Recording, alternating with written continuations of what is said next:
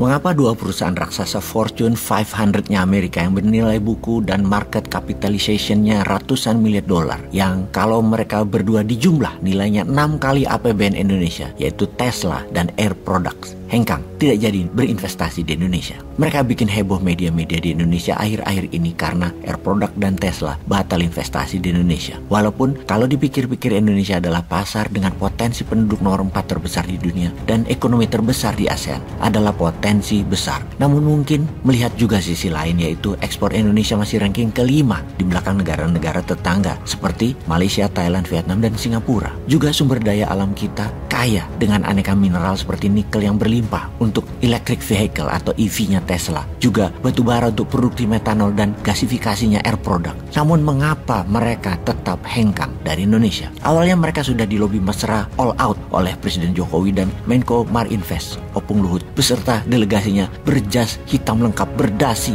ke headquartersnya Tesla di Texas dan California. Mereka disambut santai oleh Elon Musk dengan berkaos oblong sambil mencicipi permen kopiko. Demikian juga CEO Air Products, Seifi Ghasemi, eksekutif kondang warga negara Amerika keturunan Iran atau Persia, lulusan Stanford University, sempat diundang khusus Presiden Jokowi ke istana bertemu tim Bahlil. Beliau konon sudah berkomitmen berinvestasi 2 miliar dolar JV joint venture dengan PT Kaltim Primakul KPC memproduksi metanol. Bahkan Seifi pun turut hadir di groundbreaking proyek di Bengalon, Kutai Timur, Kalimantan Timur. Jadi mengapa mereka tidak jadi investasi di Indonesia? Oke, mari kita melihat dari kacamata teknis saja, jangan bawa ke geopolitik dunia. Pertama, perubahan teknologi super cepat, terutama dalam kasus Tesla, yaitu perkembangan baru belasan teknologi baterai mobil listrik switch dari nickel metal hydride menjadi lithium ion. Teknologi baterai mobil listrik sekarang berkurang menggunakan nikel, berubah menjadi lithium ion. Bahkan baru-baru ini EV,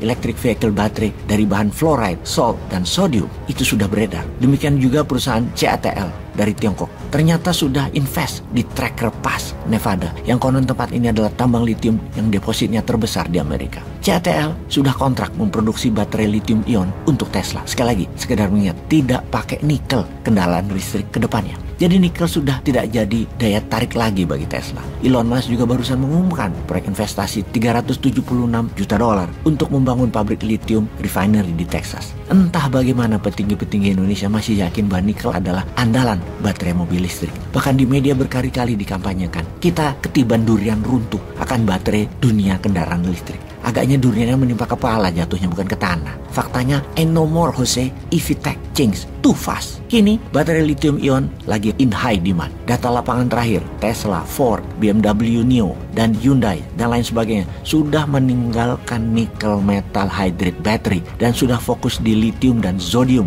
yang lebih efisien, environmental friendly, dan murah dengan charging speed lebih cepat dan longer range lebih jauh. Sayang Indonesia masih ngotot nickel. Pokoknya EV, electric vehicle, harus pakai nickel. Mirip dengan alasan Tesla, tapi beda untuk Air Products. Air Products juga beralasan teknologi, mengingat mereka lagi membangun hydrogen plant, energi terbarukan atau green energy, dengan tenaga angin dan solar cell matahari. Tadinya Air Products katanya akan memanfaatkan batu bara untuk proyek gasifikasi, membuat metanol joinan dengan KPC. Tapi batu bara kan teknologi fosil yang banyak efek negatif untuk lingkungan. Pemegang saham Air Products menyukai proyek green energy baru mereka untuk masa depan. Mereka tidak perlu batu bara lagi, atau lebih memilih green energy daripada pakai batu bara. Kedua, pemasaran dan distribusi masalahnya. Tesla ke Malaysia untuk tujuan marketing dan distribusi, menjual mobil-mobil listriknya ke negara-negara Asia dan ASEAN dengan mempertimbangkan masalah logistik. Mengingat biaya logistik Indonesia masih mahal, akhirnya Tesla pilih di Malaysia karena semua bahan bodi dan baterai mobil listrik Tesla tinggal dikirim dari Tiongkok ke Malaysia lewat darat. Bila di Indonesia, impor bahan-bahan EV,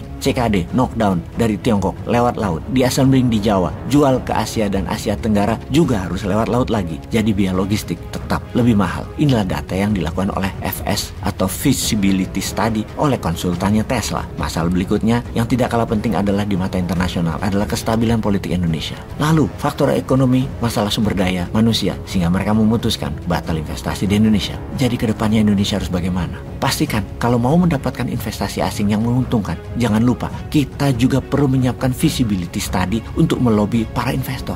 High level lobbying itu perlu, tapi lebih bagus lagi kalau kita juga siap dengan FS yang mantap. Inilah kelemahan kita, pejabat-pejabat Indonesia. Biasa, kalau mengundang ngelobi investor, kerap overlook, kelewatan akan peran pentingnya feasibility study. Jadi, ketika mereka ketemu Elon, mengajak bikin pabrik baterai EV, Elon sudah tahu Indonesia tidak punya lithium dan grafit, bahan baku utama baterai electric vehicle atau EV. Sedang para pejabat kita tetap pede punya nikel, padahal lithium yang menjadi primadona baterai EV, bukan nikel lagi. Menurut Google, negara yang paling banyak deposit lithium itu adalah India, Amerika, Australia, dan Tiongkok. Baru-baru ini disinyalir ada banyak lithium di Afghanistan. Jadi bukan Indonesia.